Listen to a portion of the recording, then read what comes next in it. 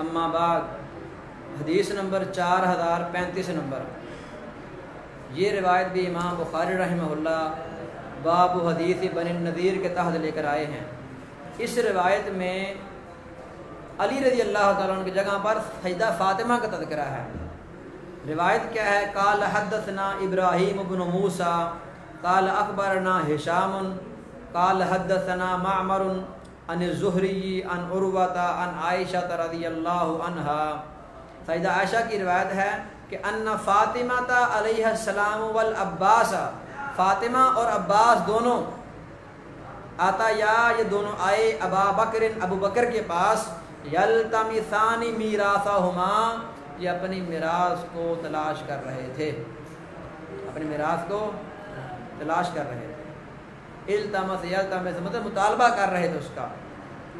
ارضہ من فدق، جو ان کی زمین تھی فدق سے، باغ فدق، وسہمہ من خیبر، اور جو رسول اللہ کا حصہ تھا خیبر سے۔ یہ باغ فدق کی لمبی تفصیل اس پر یوٹیوب پر لیکچر بھی پڑے ہوئے ہیں قاری ابو یحییٰ نور پوری صاحب کے۔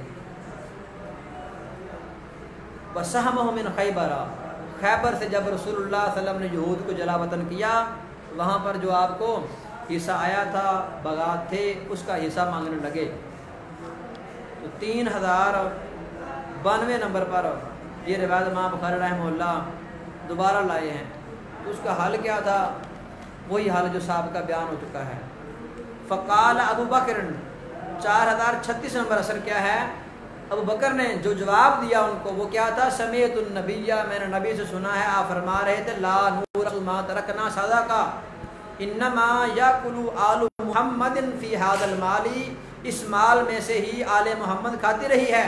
واللہ، اللہ کی قسم، لقرابت رسول اللہ، اللہ کے رسول کی رشتہ داری قرابت، احب الیہ، مجھے زیادہ محبوب ہے، ان اصل من قرابتی، کہ میں صلہ رحمی کروں اپنی قرابت سے۔ مطلب جو تصرف خود رسول اللہ کیا کرتے تھے وہ مجھے بھی پسند ہے، میں بھی اسی طرح کر رہا ہوں۔ ان